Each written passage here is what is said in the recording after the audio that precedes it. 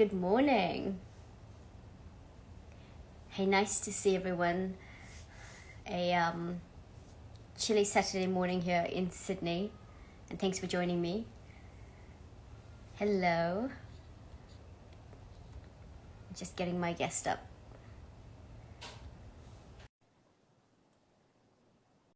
We have a very interesting topic for you today. Hello. Hi there. How are you, Stacey? I am great. Thanks so much for having me. Oh, it's a pleasure. You're nice and early, which is great. I was just saying to people, it's a chilly Saturday morning here in Australia, Sydney, Australia. How is it there in Guyana?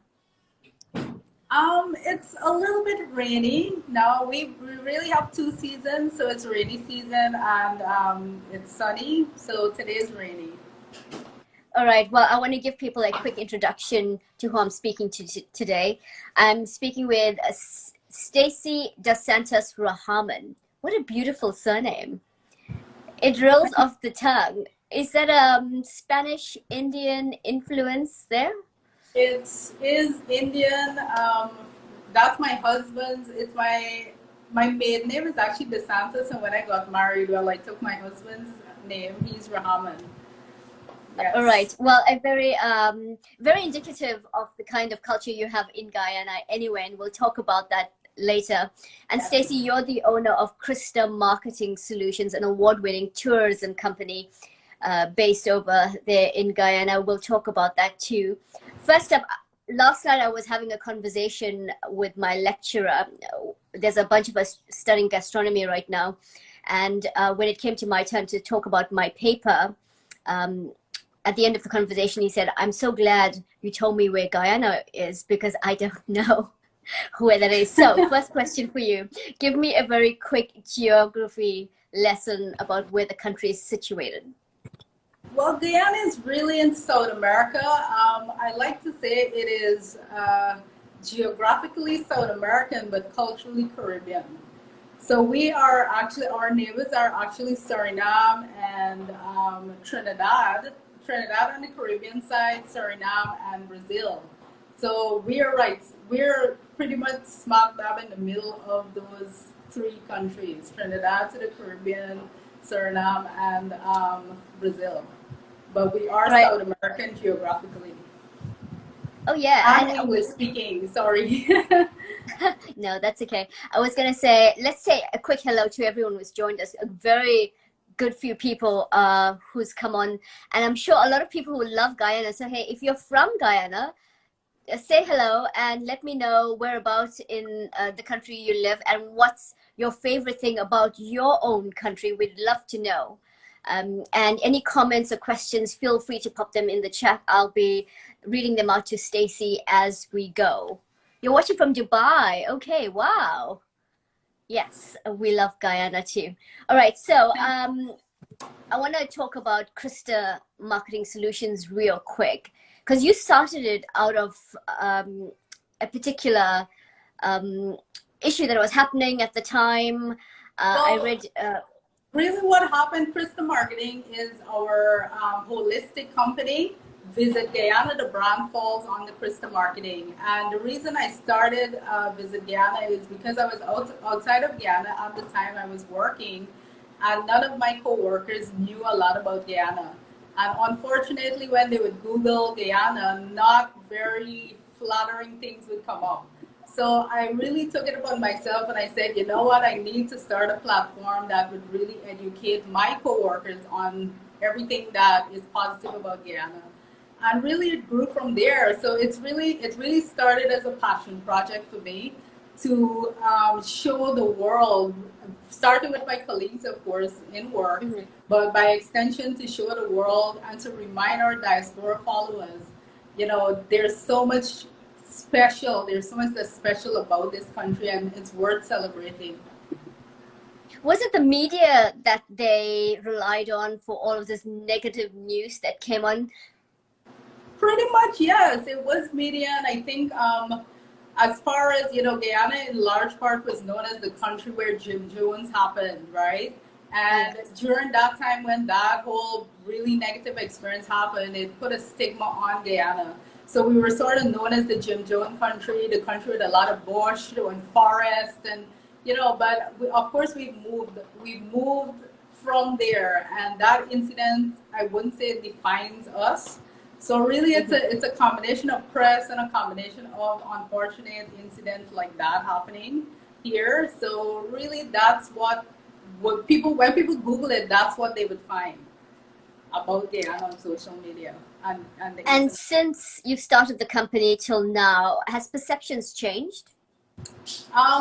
It has and it hasn't in two ways. There are people that would have left Guyana many, many years ago, and I'm being frank here, maybe 40, 45 years ago, and they would have left with a perception, okay, this is the experience I had, because in truth, Guyana did go through a lot of political issues before we landed where we are, you know, and people would have left with some of those memories with when they left here, and it sort of stuck in their head. So second, third, fourth generation Guyanese, those are the children, the grandchildren, the great grandchildren. In terms of diaspora, they have moved forward, and they're willing to explore, and they're coming back, and they're experiencing all these things that their parents and grandparents may not have experienced for themselves. So in terms of that, yes, perception has been changing. We've been voted the world's #1 ecotourism destination 2 years ago. That put us a lot on the map. A lot more people have been coming because of, you know, a lot of stakeholders doing their part to put Guyana on the map in their own small way. So certainly, yes, perception is changing holistically. We still have work to do, however. Yeah, but you've come a long way, which is great. There's lots of people telling us where they're from. There's Georgetown, Enterprise, grew up in Newtown. There's someone who's saying to you, Stacey, you're doing a great job on how you portray Guyana. True indeed. Your awards say it all. And yeah, fabulous. Really great comments coming up for you, all positive. So it's fantastic. And there are a few people who are watching you from Guyana too. So from their hometown, which is fantastic. And us Australians get to hear all about your country and the cities we need to visit. Now, a lot of people think that Guyana is in the Caribbean, and it is not, like you've explained. What are the other misconceptions that people have? I think some of the misconceptions would be that we're not English speaking. You know, when they hear, okay, you're South American, they may not know. But even though we're geographically South American, we are the only English speaking country in South America. We do have a lot of Caribbean influence due to colonialism and all of that. So we have a lot that is culturally similar to the Caribbean. So I think that's a sort of a misconception people may have because of the unique position we're in, being South American and culturally Caribbean. The second one is crime, and I'm going to address this one very frankly again. People don't like to talk about it, but certainly, again, because of the older generation and what they may be reading in the media, of course, media sensationalizes a lot of things. People may think, oh, crime, but, you know, a lot of what happens, certain things happen in cities, and I think a lot of cities in the world, that's true for a lot of cities in the world. And there are places that are good and there are places that are bad. Tourists, you may not want to encourage tourists to go to some of those places. That being said, I would say all of our tourism destinations where I would personally recommend people go is very safe. So in terms of safety and security, that's one of the biggest misconceptions, that the country is unsafe. There are places that are definitely not safe, but all of the tourist areas that we would recommend you go, whether it's Kaikoura Falls or Nuuk, you know, all of the places that you would have a great time, they're all safe. Yes. And oh, go ahead. And I think the other one is like we're largely underdeveloped in terms of we're rainforest. Of course, we have 87% rainforest. That being said, we have beautiful eco lodges, hotels, developed places. You know, you can have a great time here. Absolutely, absolutely. So if an Australian has 24 hours to come and visit Guyana, what sort of tourism plan would you put together for us? Oh wow, that's a fantastic question. We actually did it for somebody once, an international influencer. She had 24 hours to Uh-huh. spend here, and what we did is the first thing she did is to go to Kaichura Falls. So the trip to Kaichura Falls, which of course Kaichura Falls is the world's number one, the largest waterfall in the world by volume flowing over. So it's 741 feet tall, and that is just a magical place. Photos don't do it justice. So what she did is she went to Kaichur, then she came back in town. We picked her up and we took her on a city tour because our city is charming. It has a lot of beautiful architecture. We have wonderful churches. We have museums and gardens. So we took her to see the buildings and the architecture. Then we took her to an art gallery. We took her to feed manatees. Then we, of course, we had to take her to taste our food. So Of what we did, course. yeah, so we took her to some really great street food spots where she tasted a lot of our local cuisine, roti, curry, chow mein. You know, so in to say if you have 24 hours, definitely check out the Kaishore Falls, you know, explore our city, try our cuisine. Or you can like head up our Essequibo because Guyana, of course, is the land of many waters. That's where the name Guyana comes from. And you could just check out a lot of our Blackwater creeks. And, you know, there's a lot to do. There really is a lot to do in 24 hours. You can't have a fantastic time. So not a moment will I be bored for 24 Not a, hours. Not a absolutely moment. not. I don't, we don't have enough time on this life for me to go into all the different combos of things that you can do in 24 hours, really. But Kaichur is a must. Definitely. Yeah, I was reading last night that the inhabitants take over 10% of the island space. Um, there's lots of land, lots of nature and land to explore.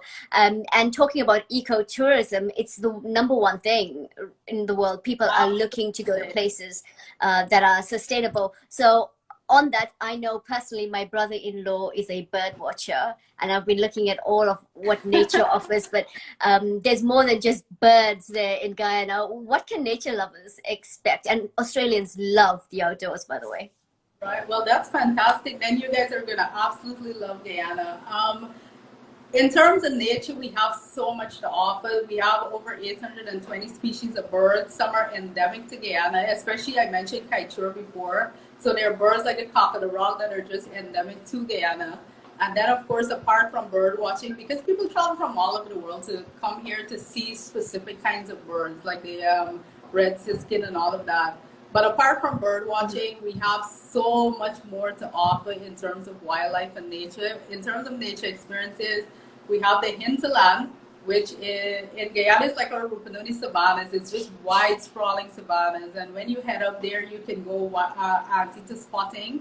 In fact, the Rupununi savannas, they call it the land of the giants because we have specific giants there that are only found that are like the largest in the world. So we have like the harpy eagle, we have our jaguars, we have the giant anteater, there's the giant river otter. So those are just some of the wildlife that you can spot when you head up to that area in Guyana, which I would say is probably one of our hottest spots that have really made us win that award for number one ecotourism destination in the world. It's our hinterland, for sure. And from what I've been reading, lots of resources have been put towards preserving the land too. Oh yeah, definitely. Our indigenous people, of course, are first peoples. That's home to a lot of indigenous communities. And one of the things that makes our hinterland special is the fact that we have a lot of community-owned and led eco-lodges up in the hinterland. What I mean by that is the communities there and our indigenous people, they actually run, build, and host people that go there at the lodges. So those eco lodges are very special, and they themselves do their part because, of course, that's their community. So they play a large part in sustainable tourism and sustainable development and preservation. To answer your question, it's the people that live there in the communities.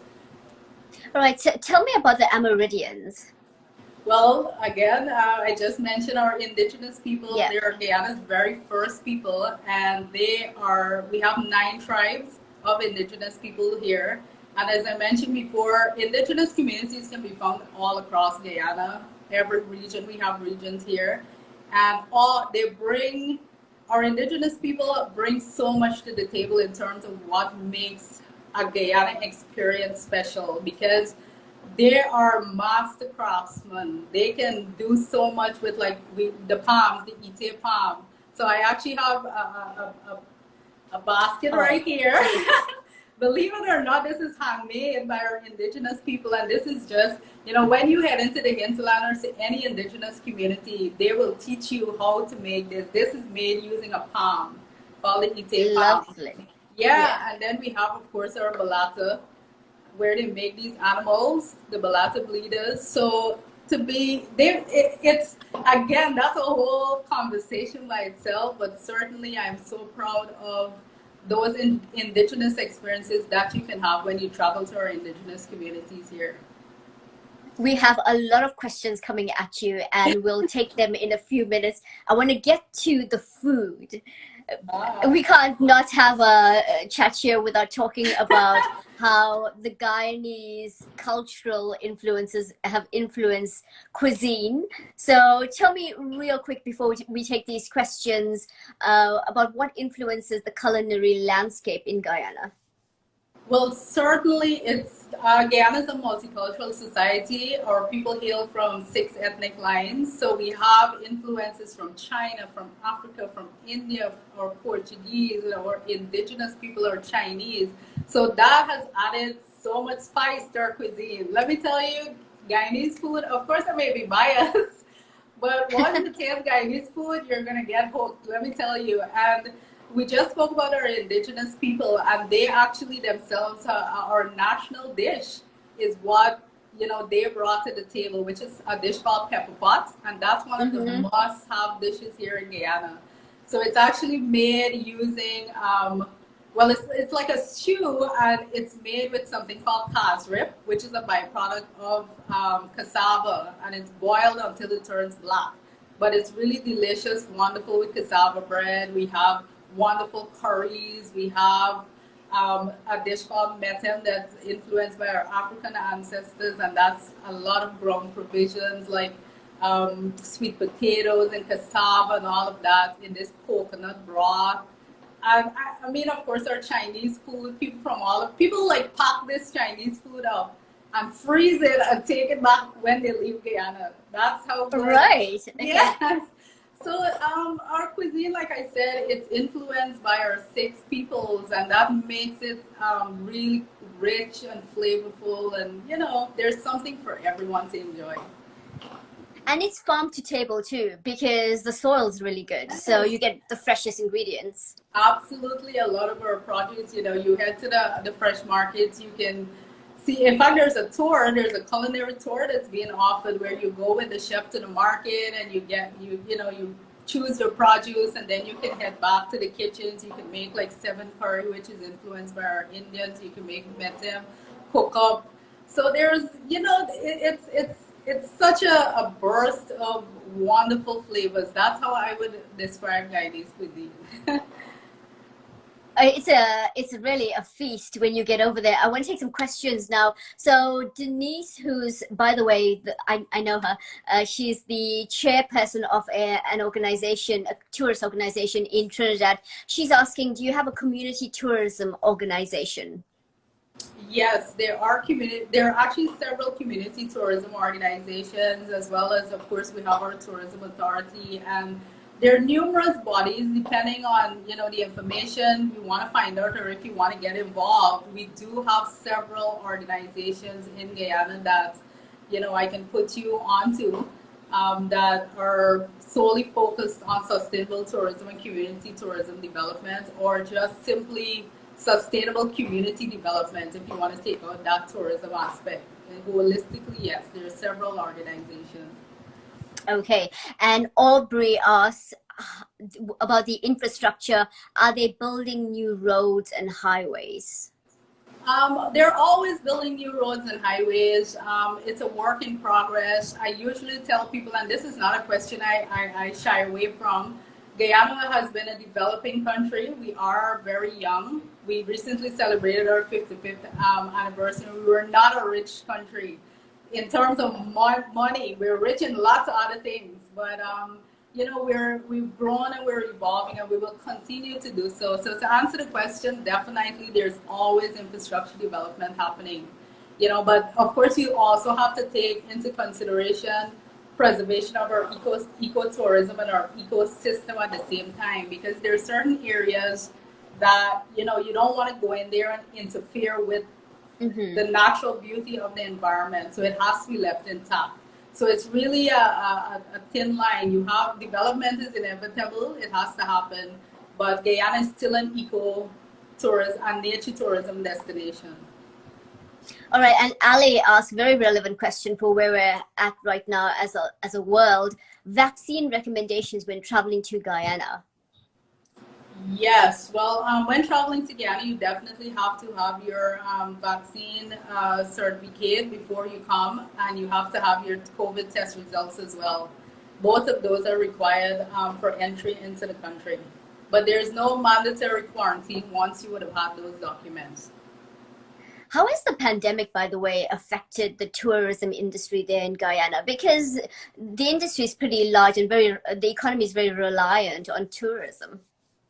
Well, the economy, it is dependent on tourism by extension in terms of supporting services. So there are like agriculture and all of that. But like everywhere in the world, COVID has affected the industry, of course, largely because, to get to Guyana, you have to take a lot of connecting flights and so forth. So in terms of accessibility to the country, definitely we've been affected by it. And tourism stakeholders are still working to recover. I think the world is in recovery mode when it comes to tourism. All right. So look, I think we're going to stay here all day if we take every question. One more this is from Max Grant. Is the government monitoring the hotels to ensure that COVID safety protocols are in place? Great question. Yes, absolutely. The Guyana Tourism Authority, that's its official tourist board. There's a COVID task force, and before any hotel or any restaurant or any tourism resort or eco lodge can be reopened, they have to be certified. So they're certified. The members of the COVID task force, as well as the tourism authority, they go visit the different spots. And there are certain things you have to have in place. Once they would have recognized, okay, I have these things in place, sanitizers, temperature testers, and all of that, they do rechecks afterwards. So it's not only a one-time thing. So you're granted reopening, but you have to comply because they're regularly checking on you to ensure that you're complying with those protocols. So certainly, yes. If you do not comply, they will not grant you the reopening certificate.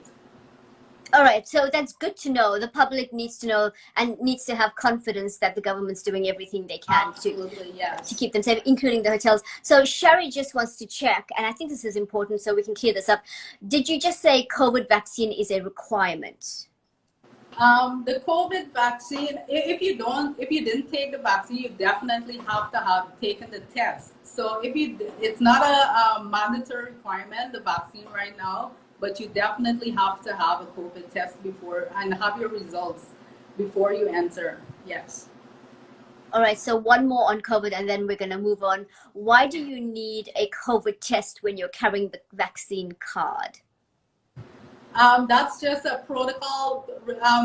One of the things that persons need to remember is that the rules to come into the country don't only apply to us, but it's also the international airlines. So we have to follow the protocols that they have in place, all those different airlines. And there's some of them that's a requirement. There's some that it's not. But, those are just rules that we have to follow. And it's the same in Australia. No different. We're taking all the precautions we can. And as citizens, really, we want to support the government's protocols for this particular pandemic. It's not been easy on anyone. So there you go. And that's the reason why you've won so many awards, Stacey, because your information is incredible. A wealth of information there that you've given us. And thank you so much for that. physical diversity matches the people diversity there in Guyana, it seems. You've got a beautiful landscape, but you've also got a very rich culture. And we talked about the various foods. What's your favorite, by the way? Favorite Guyanese dish to have? Gosh, I do not have one. I will be honest. That is such a difficult thing to pick, but it depends on my mood.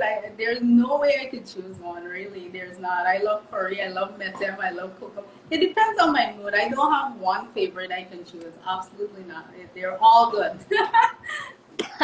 Indeed. All right. Well, you are a mom and you own an award-winning business. How do you do it all? What's the secret? Oh wow! You know, it's like teamwork. It's I don't know. It's like everybody pitches in, and I'm really blessed to have a really good support system. There, I have my mom, I have my mother-in-law, I have my husband. You know, so I do have people around me, thankfully, and I'm super humbled and grateful that I do, that support this journey that I'm on here. So that's really what it is. It's just other people helping. Now, your company has supported tourism there in the country, and you're the go-to resource for Visit Guyana. Literally, your company is very much the tool that people use. What's coming up? What's new in your space?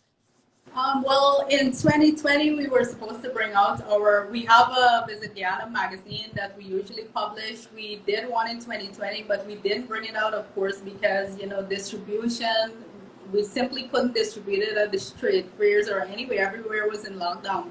So we're going to be bringing out our 2020 magazine that we had planned. We're going to be bringing that one out digitally in the next 2 weeks because we did do it. And we're currently working on our print version for 2021 as well. So it's actually 2 magazines that will be out this year, a digital and our print magazine. So you guys can look out for that. We have a really big project we're working on as well. I'm keeping that one on the rocks though.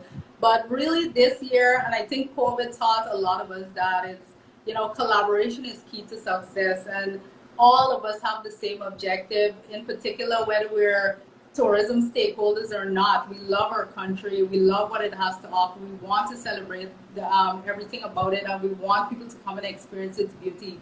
So we've been collaborating with a lot of people, a lot of organizations, Man in the Street, you know, small businesses to really push our product in different ways. And really that's what it's about, you know, working together.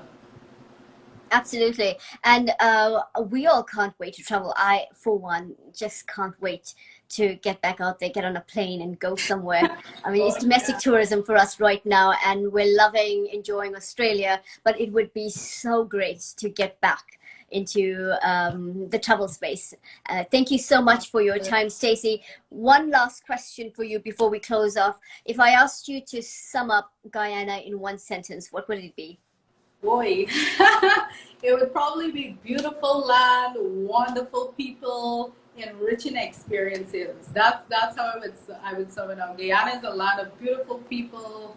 You know, it's a beautiful land and really enriching experiences. That's how I would. You know, I believe our people are our greatest resource that we have. You know, they make, in spite of the fact that we have all of this beauty and so much nature and wildlife and great food, our people, you know, when you come here, they're so warm and friendly. They're a huge part of the experience that you would have when you visit. So, you know, if you're watching, please come visit Guyana. If you have any questions for me, hit me up on the Visit Guyana page. I'll be happy to answer you guys. I was actually going to say, how do people contact you? It'll be via your social media handles and email, I suppose, and your website.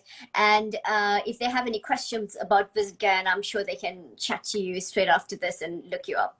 Absolutely. Our email address is visitguyana@gmail.com, but certainly you can look me up on any social network. Just type in Visit Guyana, and I'll be so happy to help you plan a trip here.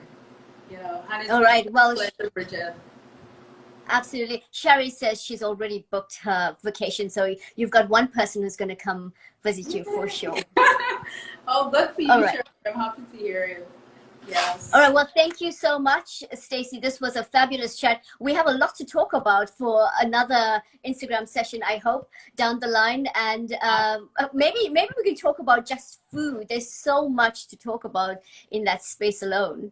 Yeah, I would love to, of course, definitely, and I'll show you some of them too.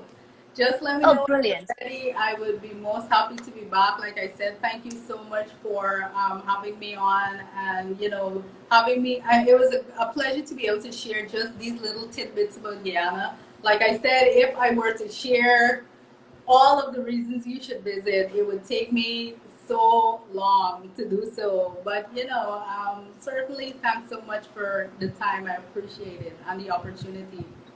Absolute pleasure. Thanks, everyone. Lots of people saying that they've enjoyed it. Thank you for your time today, and we'll see you again. Yes, take care, and thanks so much for joining us on the live, everybody. And thanks again, Bridgette. It was a pleasure. No problem at all. Bye now. Bye.